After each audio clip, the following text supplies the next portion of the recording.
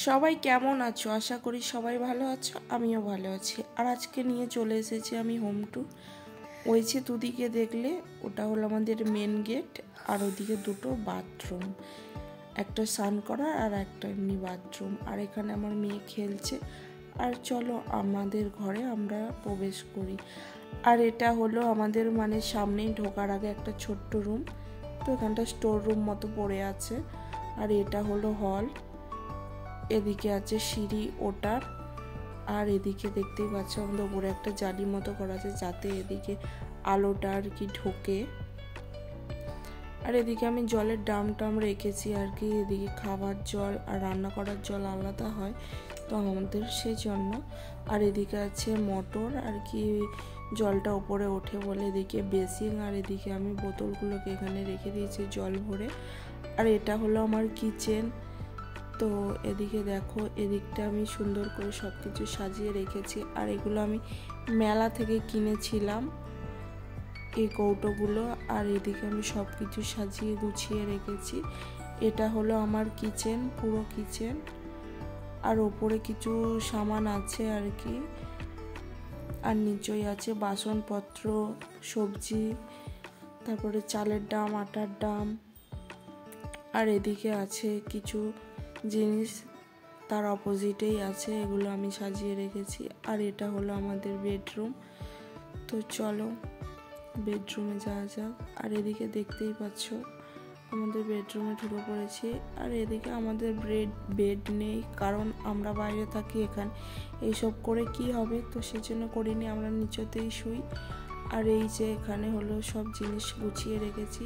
এদিকে আমার সব কসমেটিক্স জিনিস আছে। আর ওর ঠিক পাশেতেই আছে আমার ঠাকুর। তো ঘরেতে ঠাকুর দেবতা থাকবে না এমন কিছু কথা নেই। তো এদিকে সব কিছু দেখলে। আর এদিকেই পাশে আছে একটুখানি পাশেই আমাদের সব পরার জামা কাপড়, রোজকার যে জামা কাপড় ইউজ করি। আর পাশেই আছে বাথরুম।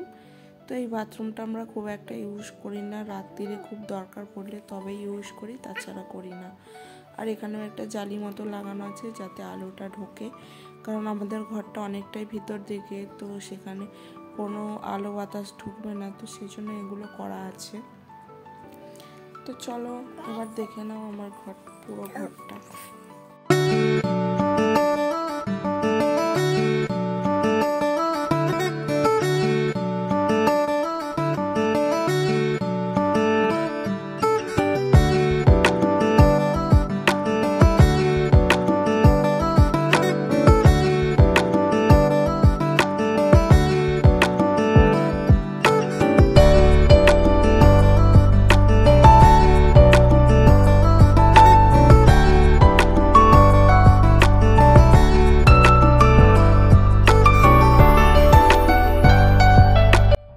এবার আমরা চলে যাচ্ছি আমাদের ওপরে।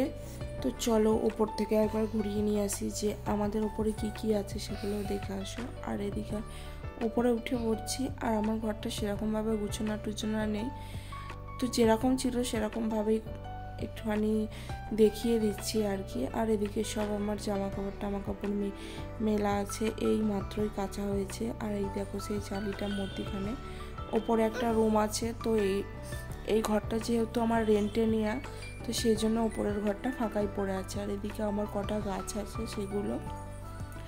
আর এর ওপরেও একটা ছাদ আছে। তো চলো এর ওপরেও উঠি, কারণ আমি দুটোই ব্যবহার করি। তো চলো যতটুকু ব্যবহার করি ততটুকুই তোমাদেরকে দেখাচ্ছি। আর এই যে হলো ছাদ আমার ওপরে, আর বাইরের ভিউটা দেখে নাও। তো আমার এই রেন্টের বাড়িটা কেমন হয়েছে অবশ্যই সবাই কমেন্টে জানিও।